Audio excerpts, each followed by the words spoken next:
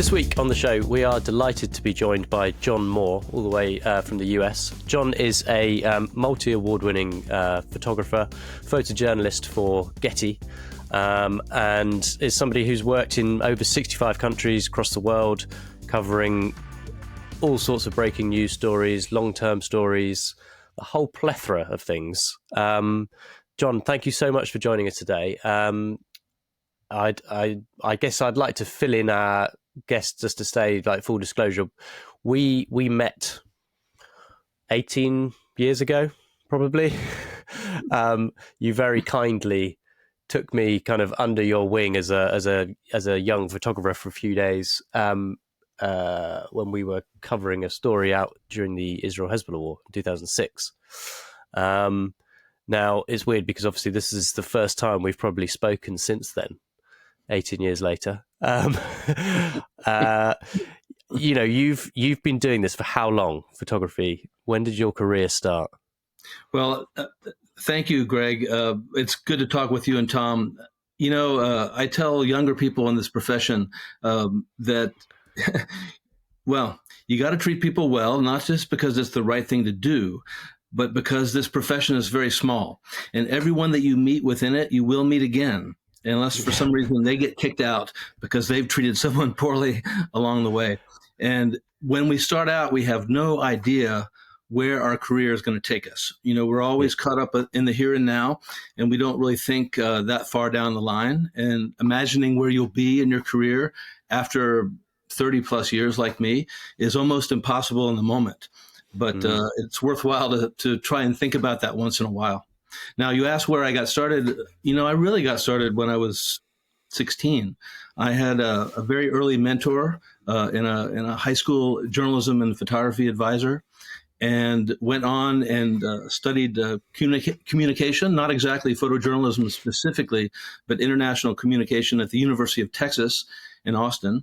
And I went what was at the time a very traditional route, which was getting internships at newspapers around the country. So I think by the time I graduated, and it took me 5.5 years to do it, I had interned at 4 different newspapers in different parts of the U.S. and gained a lot of experience and wisdom actually from other photographers, older photographers, more experienced people who taught me a thing or two of what they knew at the time. And so I graduated and went on to work for the Associated Press in Central America, in Nicaragua, at the time with very little Spanish, but I learned it quick and ended up working during these last 30 plus years, quite a bit of time living in Latin America amongst other parts of the world. Yeah, and I guess when you started, you were still shooting film. Was it kind of early days of transition? Would have been around 2005, 2004, maybe? Into digital? It was a gradual process. When I started, actually, when I started when I was in college at university, I was using film, but having to make prints, black and white prints, and send out on a drum. And that really does date me. But by the time I actually got into the profession, we were using negative scanners. And you know, it's hard to imagine now because we photograph digitally and can transmit from our cameras if we choose.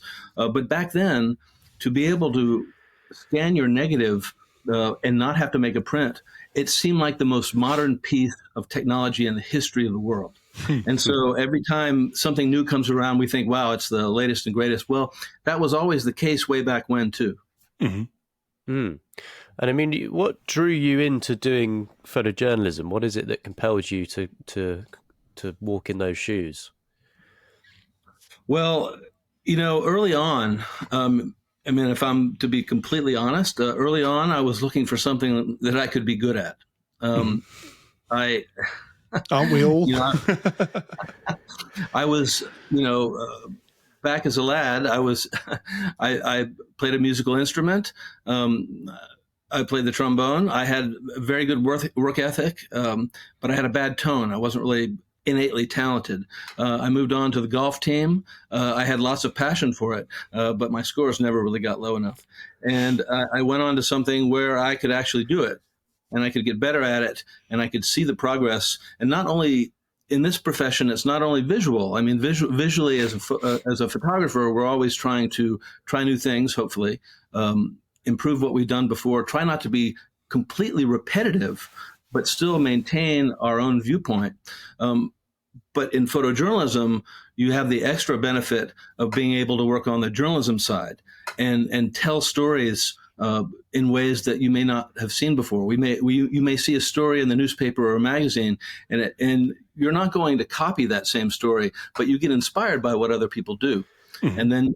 And so, yes, the photography for me is terrific, and it's a creative outlet. But really, it's a way for me to get people into the story that I'm trying to tell. And I learned that very early on, and that was very exciting for me because I could shed a light in a way that told a story, hopefully in a different way. And so that still keeps me interested many years later. With that, was there a particular moment where you realized, actually, photography is the medium that I want to use to tell the story, and realize the power of it? Well, Tom, I think from the very beginning that was ingrained in me, that photojournalism had as much or more to do with journalism as it does the photo part. Mm-hmm. And so from the very beginning, that is what excited me about it. And through the first part of my career, which was with the Associated Press, I think I worked for the AP for 13 years. And I mean, if I may, during that time, I was based in Nicaragua, which I mentioned, but then India for 4 years, South Africa. I was based in Johannesburg for 1 year, mm-hmm. 6 years in Mexico City, 2 years in Cairo, Egypt, 3 years in Pakistan, and then I moved back to the U.S., where I've been based since a while ago. But the AP allowed me really to learn the world and to see the world. And with Getty, yes, I worked in Pakistan for several years during some very tumultuous times in Pakistan and Afghanistan. But then I moved back to the U.S. and I continue covering different parts of the world, but with the U.S. Just outside of New York City and Connecticut as a base. And I travel from New York often. I don't do as much work in this part of the U.S. I do a lot more work in border areas and in South America and lately Ukraine. And we'll get into that later. Oh, I'm sure we will. What skills do you think it takes? We get a lot of people kind of writing into the show that have requested that we get a photojournalist on. I think with young people these days, they look at photojournalism and try to kind of scratch their heads a little bit about how you could pursue it as a career or really fully understand what it actually involves. I think people have quite romanticized ideals about it, perhaps. And obviously it has changed because the medium has changed. The magazines aren't as powerful as they used to be, and that used to be the main outlet for photographers and photojournalists in that field. What do you think it takes to make a good photojournalist? Obviously there's the journalism side that you've mentioned. In terms of kind of personality traits or ways of thinking or ways of operating, what would you say are the kind of things that people need to be thinking about? Well, for photojournalists to be successful, obviously you have to make nice pictures because it's a very competitive field, right? Mm-hmm. So if your photography is not up to the mark, then you're probably not going to make it. But given that you can take strong pictures, what's important most of all, I think, is curiosity, and looking at something at more than face value and trying to dig deeper into it, and whether it happens to be with human emotions or whether it happens to be the process of a story as it unfolds, and telling. Sometimes stories can be told in shorter periods of time than others. Every documentary photojournalist likes to think about the long-term stories and stories that you can really sort of sink your teeth into and really get deep into. Well, those are great, and I have continue to do those. But also there are picture stories that you need to do in a day or that you need to do in a week, because the profession doesn't allow everything to be long term. And in fact, in my case, because I work for Getty Images as essentially a wire photographer, I am filing my pictures almost always the same day that I'm shooting them.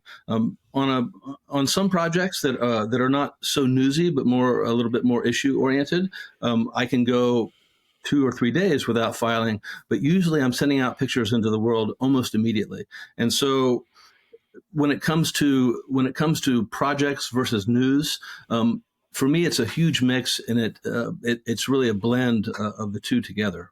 I'm not sure if that really answers the question, but that's my approach.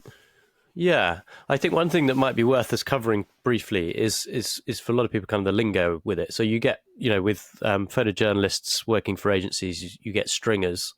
You also, as you referred to yourself, they're a wire photographer.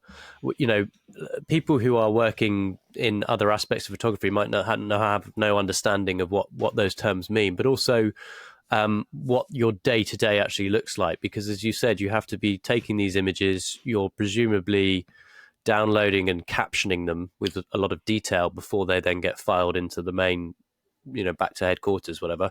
So just talk us through a little bit kind of what your average, day is, and maybe what some of the terms mean.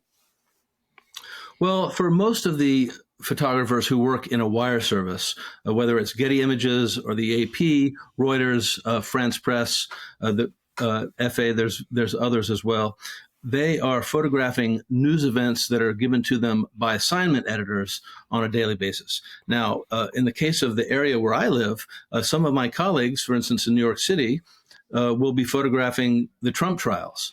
Or they'll be photographing sometimes the United Nations and what's happening there in regards to Israel and Palestine or Ukraine, etc.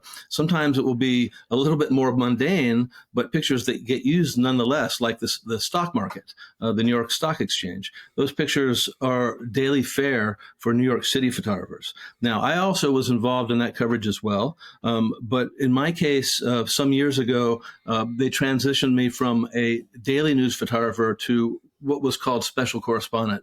So that really means that I'm not on the schedule as much as most of my colleagues. Their work is as or more important than mine, but it's just different the way that I work. So I'm allowed to work on longer term issues. For instance, doing lots of work covering immigration. That has been one of my topics for many years now, and also things that are related to immigration or things that have to do with bigger stories, like, for instance, Ukraine. I just came back very recently from Ecuador, where I was for about 10 days working on a story on the drug war there.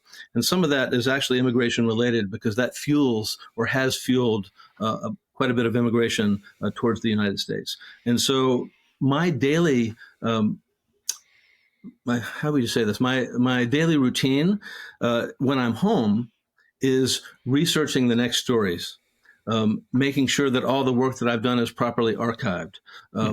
Sometimes talking with other photographers about the projects they're working on, and basically trying to look out for the next project and keep alert to what the next story may be. Let me give you an example. A number of years ago, I was almost 10 years ago. 10 years ago, I was on vacation in the summer, and I saw a story about this Ebola outbreak that was happening somewhere in West Africa.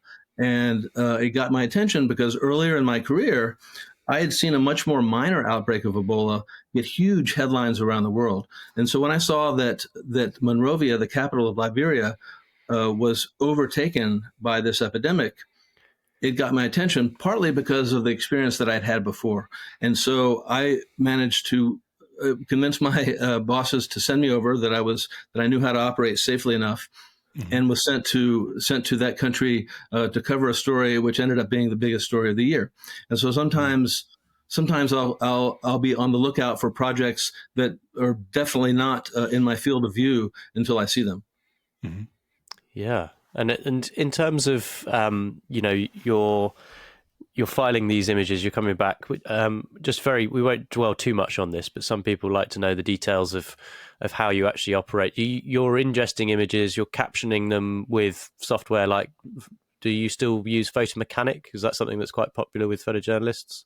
A photo mechanic is extremely popular. In the case of my own, Getty Images we have our own proprietary program Okay. called Focus, which works as a browser and FTP. But typically, my process is it's not as fast as some of my colleagues.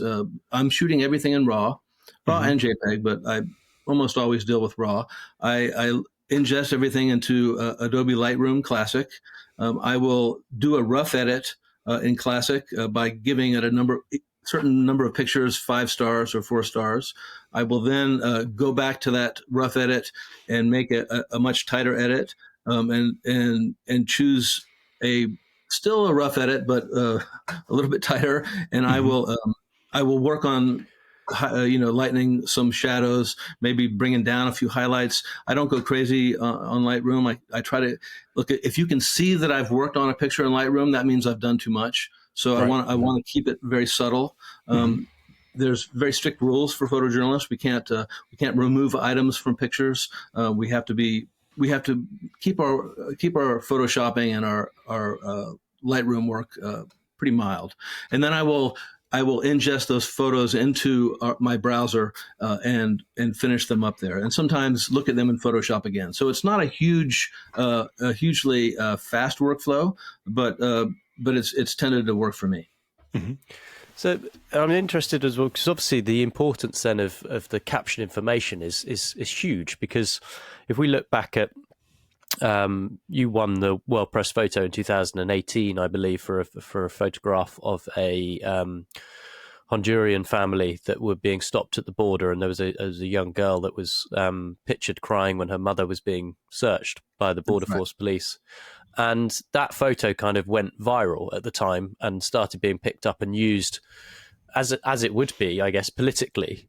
But of course, at the same time, there would be, especially nowadays, we can see how that kind of stuff can then get taken out of context and people can add their own stories to it. And that's, for me, that's why photojournalism is so important, is because you have to have that trust and integrity in the photojournalists like yourself who are out there, who are doing the work, but are also saying this is what happened and having that embedded into the image. So how do you go about when you're kind of working? Are you taking notes all the time as well? Or are you making voice notes? Are you writing things down? Because I imagine after a long day, you photographed a lot of people and you've got to know the names, what exactly happened, because if a photo like that goes viral, then there's a real chance it could come back to bite you, of people saying, well, what happened? We all know the famous story of Kevin Carter and the kind of the girl being stalked by the vulture, where that image kind of got taken out of context and he got hounded by people saying, well, what happened to the child in the photo? Right. And, and almost people who weren't even there judging and blaming and pointing the finger. And you guys and girls who are kind of out there doing that are on the front line of actually capturing history, but also trying to preserve the truth of it. So how do you, that's a lot of pressure. So I guess, and there's a lot to unpack there, but how do you go about kind of making sure that you're doing the best you can with that? Typically, I have a small notebook well, frankly, these days more I'm typing into notes on my phone. I should do a little more voice messaging on the camera. That would make more sense, and I will in the future. But that's typically how I do it. I'll take some notes, and I try to, I'm not using people's names as much as I used to. It used to be the standard in the business where you had people's names, ages, where they're from. It's as much info as you could get. But sometimes now in delicate situations, I'm leaving a little bit more vague, just because I don't want to risk that someone could be doxxed by people Googling them and then harassing them. And so I want to be sensitive to that. And every situation is different, of course.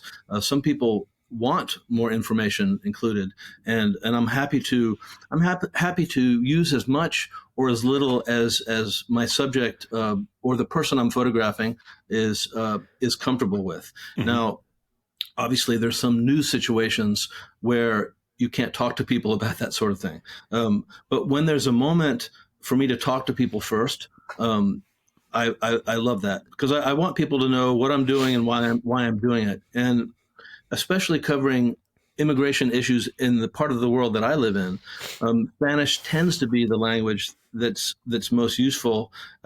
And because I lived in Latin America and I speak Spanish, that's a real gateway to getting into people's lives. Because when someone like me, for instance, let me give you an example, on the border, the U.S.-Mexico border, someone like me shows up.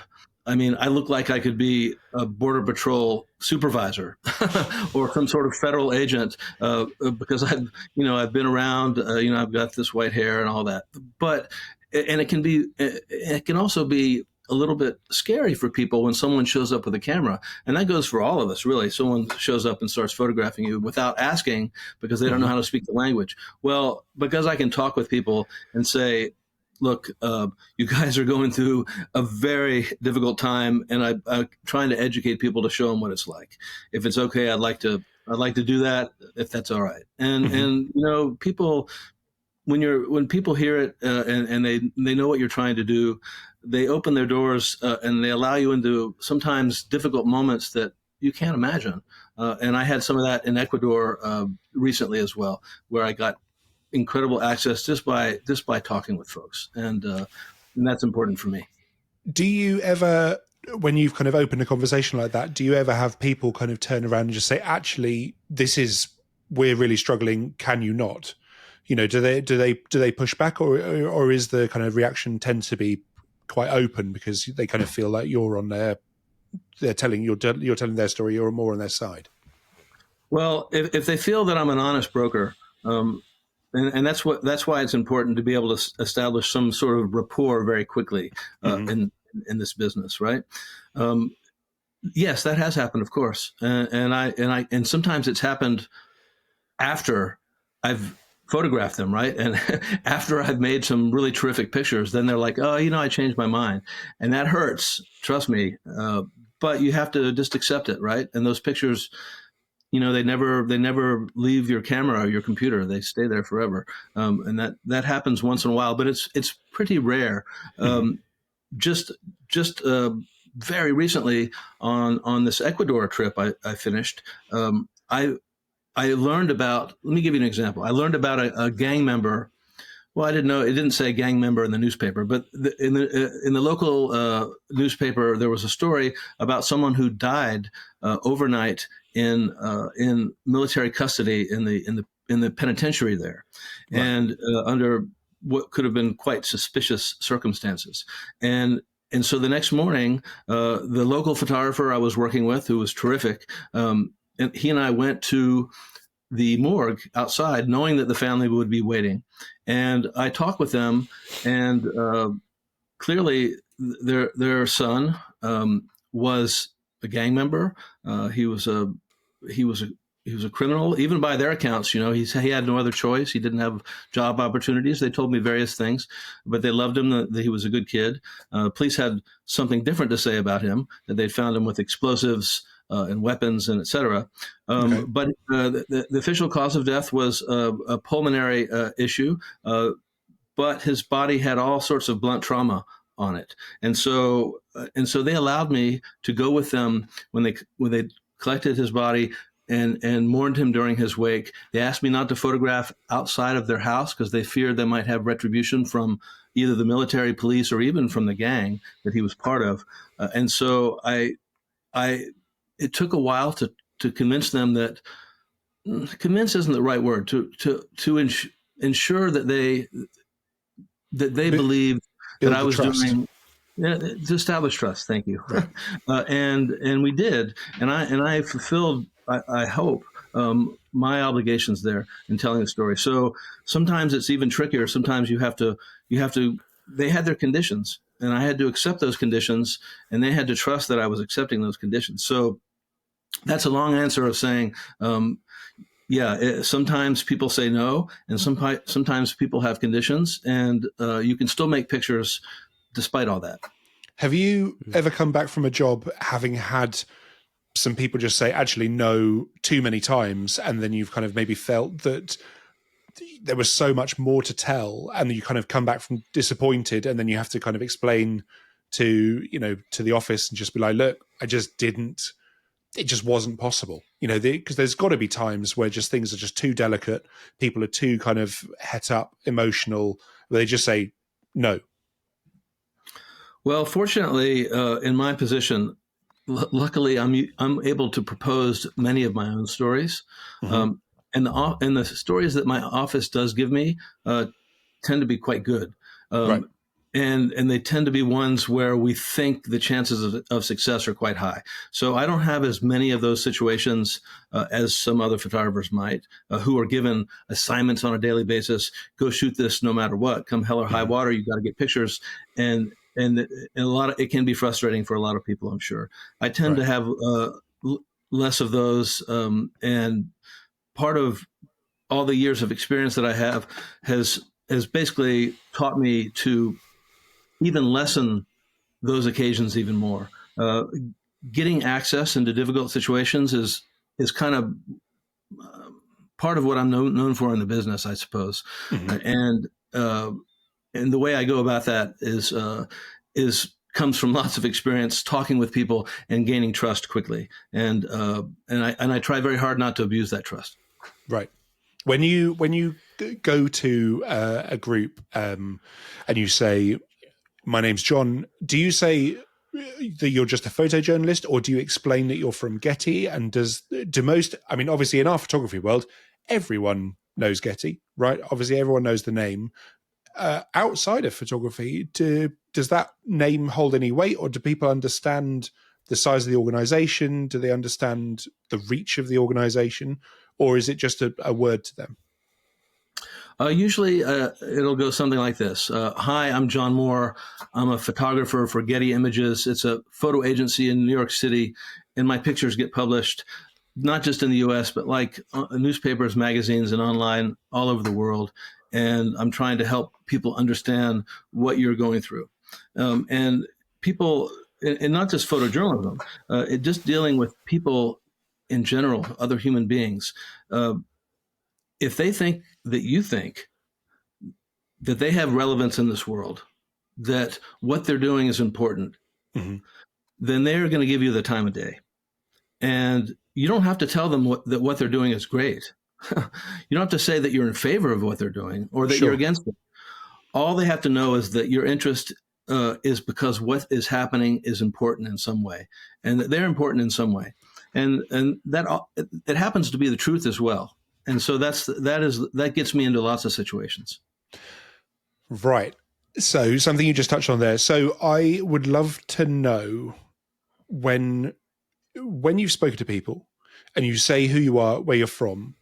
Now, do you have to stay fairly neutral towards them? And if you are then aiming to tell a story, how do you decide what the story is? Because obviously with these situations, you're able to control what it is you're showing, and you'd be able to skew it. And then I wonder if there are going to be some people who are really switched on, who understand their agency in your photographs, and they then might be able to do people end up try to get involved, or are they very much just kind of like let you get on and just do your thing?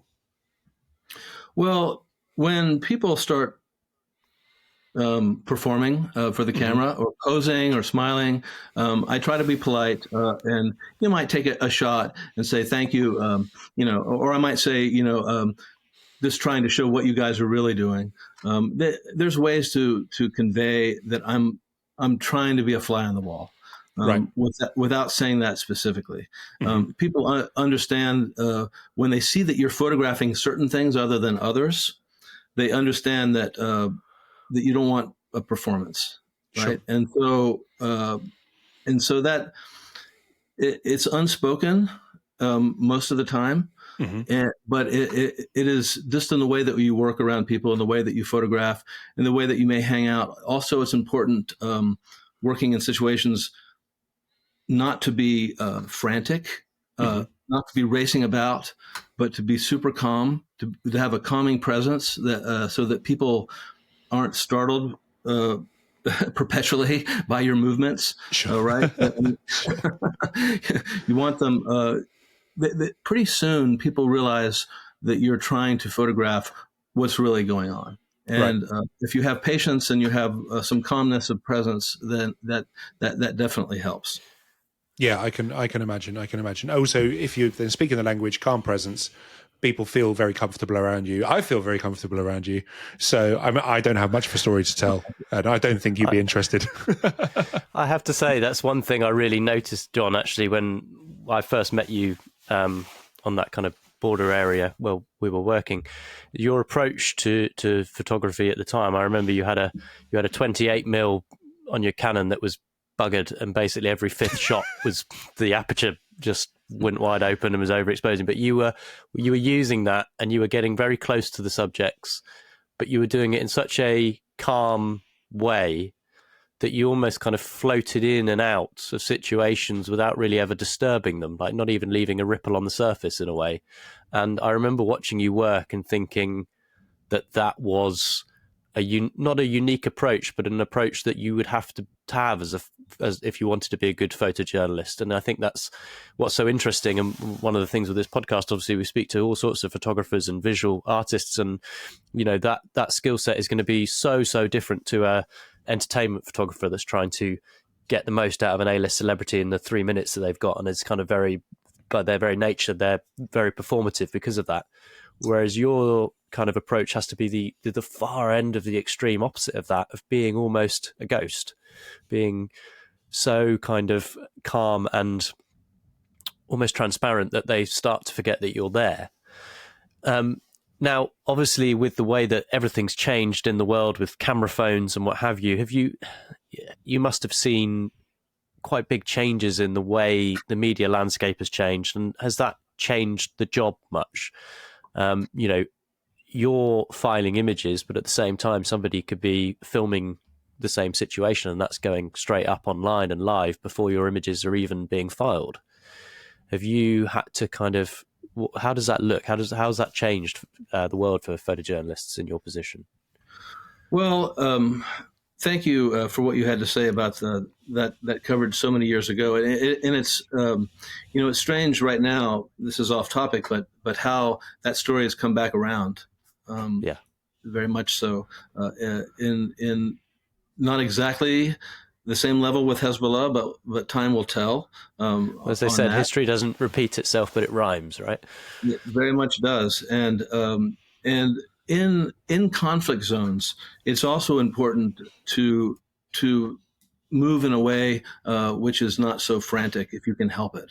And certainly in Israel and photographing in Gaza is not something I can do, because nobody can go in and out, frankly, of Gaza. It's the local photojournalists who are risking their lives and giving their lives up.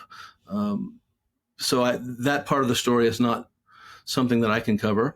But working in war zones is very much its own thing. And in terms of how it's changed over time, I shoot video as well. I usually I'm using my Canons for the still photos, and frankly, my iPhone with its 4K, which is quite stabilized in terms of a camera, that is very useful for me for video. I'm doing a little bit of everything there as well, and sometimes I'm filing my pictures very quickly, and sometimes I can take a couple extra hours. There's not traditional deadlines like there were before. Now you're just always on deadline.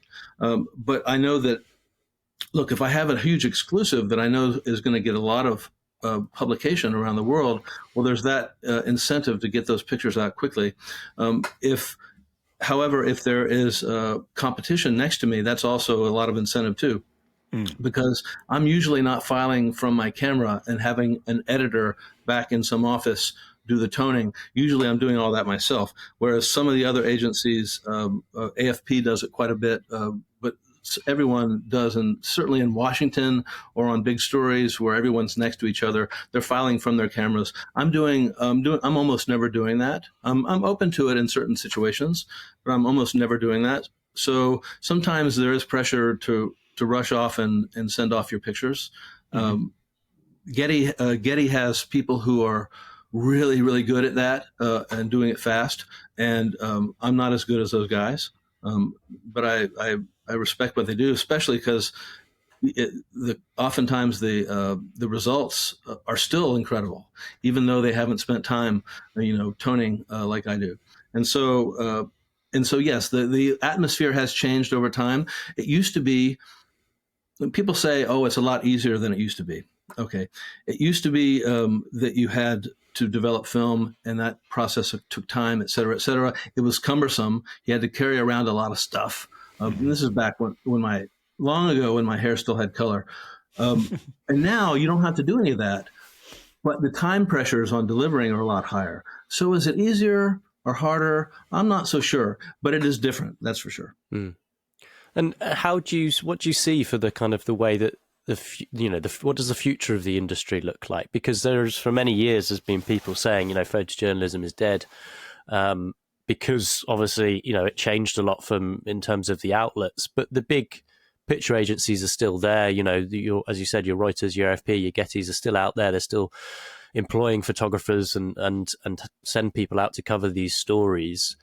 And personally, I think it's very important that remains. But how do you see it from inside the industry? Do you look at it and think, well, actually, the future is looking this way or that way? I mean, what's your kind of take on it?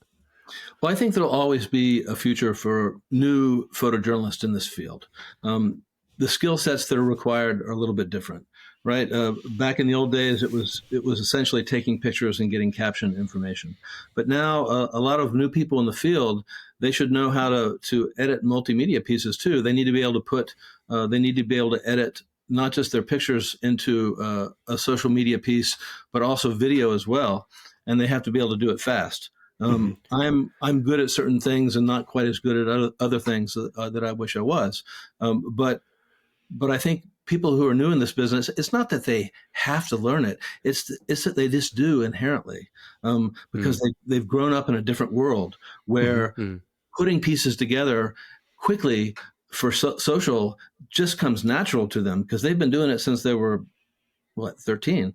So it's very natural to people. And so it's not like there's a new list of requirements because the new people in this business, they already have those skills without anyone telling them what to do. And so I think there'll always be room for new people in this business. Now, because newspapers specifically have a fraction of their staffs that they had years ago, that has cut out a large swath of positions, of real staff positions that existed in local and medium and even larger newspapers. And that's unfortunate. But it's just the way of the world. In terms of wire service, there's always going to be a need for wire service photographers. And I'm very fortunate to have worked with Getty for now a very long time, somewhere between 15 and 20 years. I joined in 2005, and I feel as motivated now as I ever have.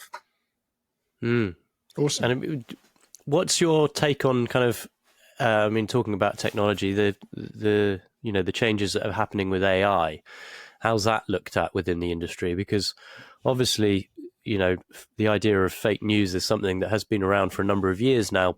I say that, the term has been around for a number of years. Obviously, the idea of images being manipulated has been around for hundreds of years. But with AI, as good as it is becoming, do you see that having an effect on photojournalism? Do you think that they will, these new kind of embedded signatures and whatever that these camera manufacturers are talking about, do you think that those need to be brought in? And what's your kind of thoughts on it? Well, I think certainly there is a danger because if we don't have any credibility with the public, then what do we have, right? So that is key. Journalism in general has less credibility than it used to have with the public. And so, we're starting from a kind of a reduced place in the first place, right? So whenever there are fake photos that appear, it erodes that confidence even more. And so I think within photojournalism, it has to be very strict. and there has to be a zero tolerance policy. And every major news organization has that. And so people say, well, how do I know if it's real or it's not real? Well, one reason is because if it's not real, that photographer is fired immediately. There's no explanations. There's no excuses. So any news organization that's putting out artificial material will be disgraced immediately. So that is a huge incentive for not just the content creators, the photographers, the videographers, but also for management on every single level of an organization to keep a hard line. Now, in terms of Getty Images, we have the other half of Getty, which is what's known as the creative side of Getty Images. Those are pictures that are used for advertising and pictures that are used in marketing for many things that is not photojournalism. And Getty has embraced the use of artificial intelligence enhancing those pictures if that's what clients want. And so clients can actually buy the right to enhance pictures on the creative side, but that's not news. And we have a huge firewall between the photojournalism side and the creative side. And Getty has been very strict on that. And so we're always trying to put out that messaging that that the photojournalism is not touched. And it's important for the company, a company like Getty, to not just shun AI as something that we don't want to have anything to do with, because that's the future in terms of being, that's not the future, but that's part of the future when it comes to other types of photography that aren't photojournalism. And so Getty doesn't want to be left behind. In fact, they want to be on the vanguard. You look at a company like Adobe, and I won't get too much into this, but they have, as part of their, they have received photos from contributors that are already enhanced. And sometimes those are passed off as photojournalism. And so they've had to deal with some issues regarding that as well. And so it's important to have very strict rules on AI and where it can be used, and certainly never in the realm of photojournalism. So you may be aware that very recently, World Press Photo, which I've been involved with over the years, was going to allow AI to be included on one of their categories, which was not a photojournalism category per se. It was more of what they call an open format category.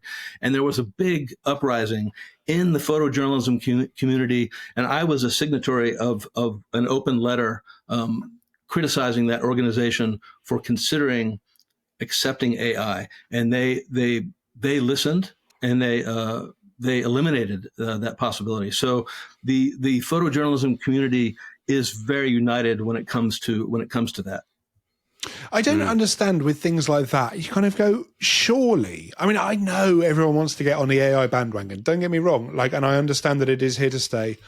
There's so many arguments for and against. I'm not going to get into it right now. But surely there are going to be people like the WPP who just go, do you know what, guys?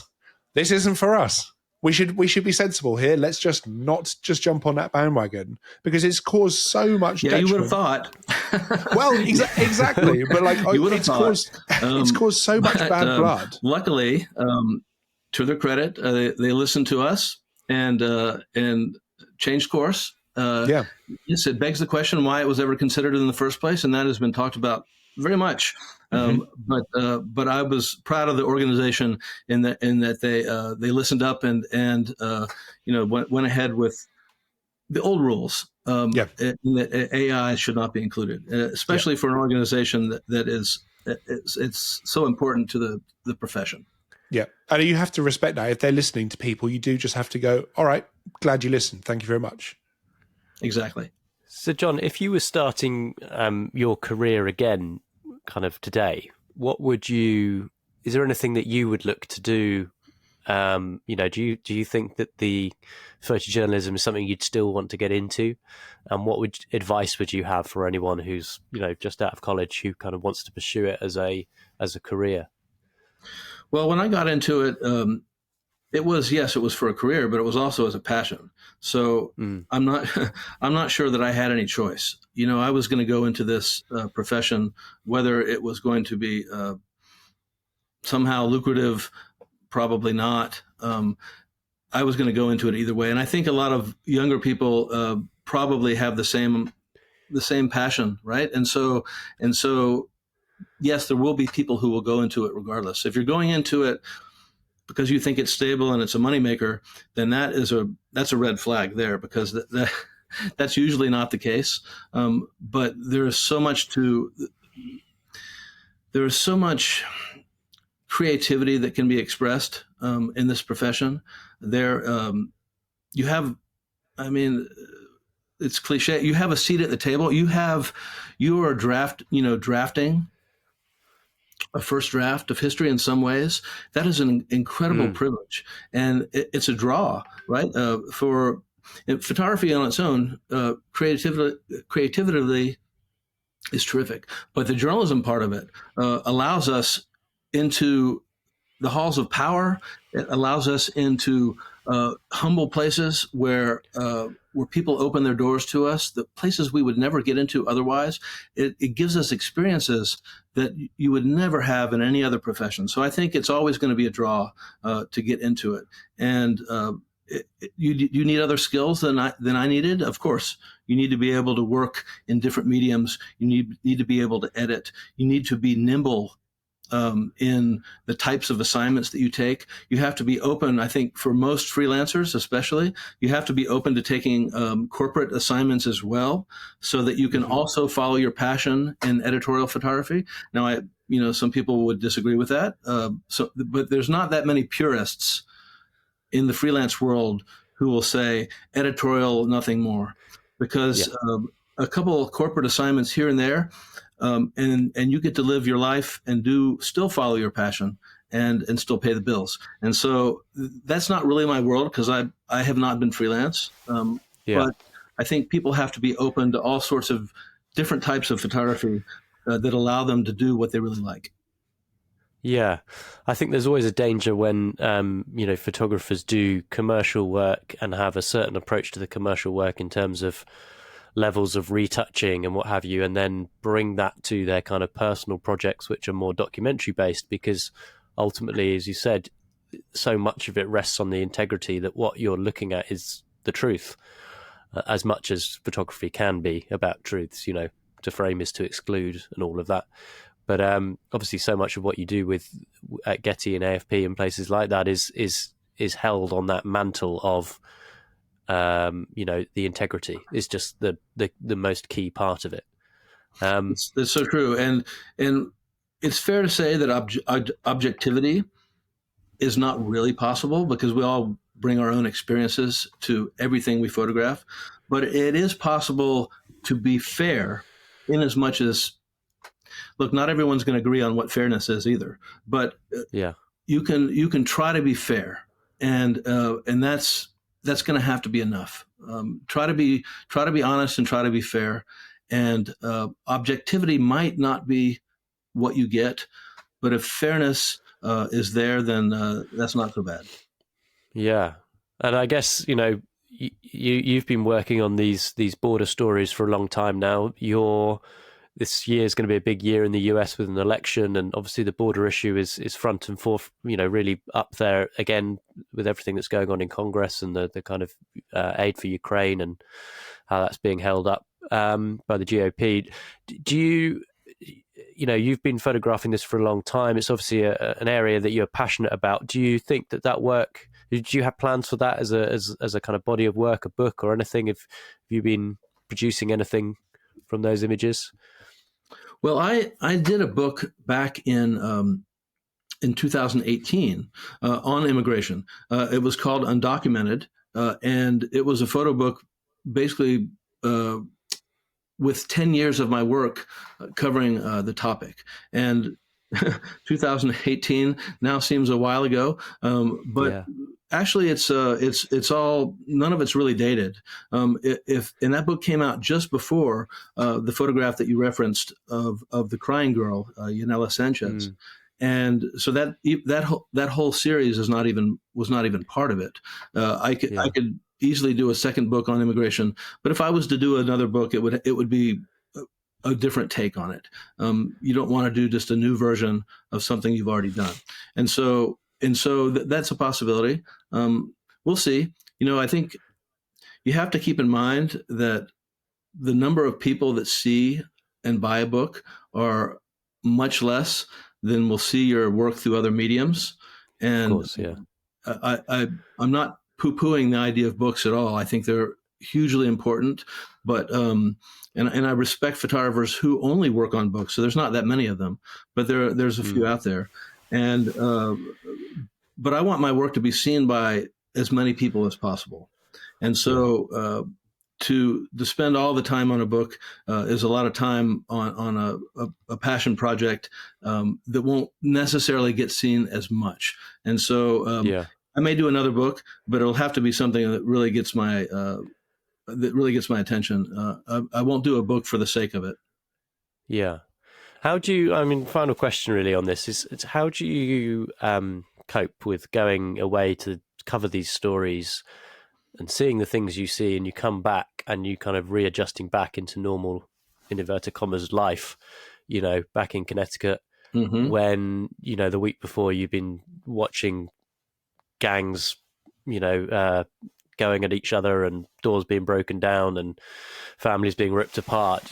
There must be a part of you that finds that reconnection tricky. Have you had to develop techniques along the way to compartmentalize things? Well, I think I did have to do that, but that was many years ago. When I started in the profession, was very young in it. I would fly down to Central America, where my first posting was in Nicaragua, and I would come back and I would see all the swimming pools below the airplanes, below my flights as I was flying into Texas, because I'm from Texas, and it was jarring, because I had flown out of a city that had slums all over, with unpaved streets, and would fly into one that was very much the opposite. And so that took a little while at first. And I think over time in the profession, I think jaded has a negative connotation, right? So I don't want to say jaded, but you learn to shift very quickly. And but sometimes on assignment itself, it can be jarring. For instance, recently in Ecuador, I was covering carnival celebrations in the evening, and then I went back to my hotel, caught a couple hours of sleep, and then at 3 a.m. I was up to go with a military style police operation, raiding homes where people were sleeping as they searched for gang members. And you had all these startled folks who were, parents and kids. They never found the guy they were looking for, but they sure did wake some folks up in the middle of the night, and it looked pretty scary. And so I went from this incredibly joyous celebration with this foam being sprayed all over people in the crowd who were dancing into the night, and then very quickly went on a military style raid. And so sometimes within the same story, you get a dichotomy which has a strange dissonance between two scenes only within a couple hours. And so sometimes you don't have to fly home to experience that. Sometimes it's right there in front of you within the same 24 hours. Wow. Yeah. Well, listen, one that's been a really interesting chat, but before we go, we have two questions that we always ask our guests. And it seems a bit glib considering the kind of subject matter that we've been talking about, but we have our Desert Island camera and our Desert Island photo book that we ask each guest, what would you take with you? So your book is something that maybe has really inspired you to start with, or something you've seen recently that you really rate. And obviously the camera is more of a geeky gear question, and that can be a passion thing. So what let's see what they are. Well, in terms of camera, look, I've been very attached to my Canons since I was a teenager, and I use Canon mirrorless now, and I'm very happy with it. However, if I was on a desert island, and I didn't have a whole lot of ways to charge my stuff. Maybe a solar charger. Look, I'd have to say, it's not an exciting answer, but I'd have to probably take my iPhone because back in the day, I would carry a camera around to all sorts of personal functions or even going to the store because I felt naked without it. Well, now you don't have to feel naked. Your phone's in your pocket. So it doesn't mean you're going to always see pictures, but I certainly feel better about walking from here to there, knowing that it's with me. And so that would be what I would take. And I currently have an iPhone. It's a 15 Pro Max. And in terms of a book, I'd probably take a classic with me. What is it? Salgado's. I believe it's Other Americas. I would take one of the classics with me that reminds me of just how rich an image can be. Yeah. I think, to go back to talking about books briefly, I think that's the power of a good photo book. Is it something that we spend more time looking at and actually understanding the importance of the still image, understanding the power of composition, understanding all of the elements that make up a single frame, which sometimes gets lost when we're looking at things which are on a screen and here today, gone tomorrow. There's something about being able to sit with an image for a long time that really resonates. And maybe that's why photographers are drawn to producing books alongside the fact that they're, slight vanity projects. But I do think that every photographer who's in this business for a while can benefit from having at least one book of their work. Yeah.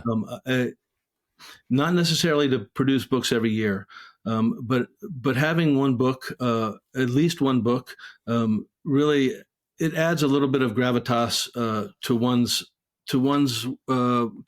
compendium of work over time. And it feels great to have and to hold and for people to be able to spend time with. And for that matter, I think that's what distinguishes the still image, I think, from video images in general. And I say that as someone who does both. The still images stays with you. And we see it on broadcast all the time, whether it's the BBC or CNN or any of the other networks. They use still pictures so much because they resonate. They really resonate with people. And there was a time years ago when people thought, with high definition video, the still photos days were numbered. And we've seen that that's not been the case. Yeah. Well, that's an optimistic place to end the conversation. John, thank you so much for coming on today. And we wish you the best with all of your future endeavors. But we really appreciate your time today. Thank you so much. Greg, it's been a great pleasure, and thank you, and all the best. Thank you very much for listening to the latest episode of the Exposed Negative podcast. If you'd like to support the show, you can do that by heading to our Patreon or doing one-offs. The details are on the website, and the Patreon is patreon.com/exposed negative. We'd love it if you subscribe to our YouTube channel, which is youtube.com/@exposed negative. And obviously, we're on Instagram, which is xnegative. If you want to follow us personally, mine is tombarnes.com on Instagram, and the website. And then Greg's is @GregFennell, and that's FUNNELL. So, thank you very much for taking the time to listen, and hopefully you enjoy the next one.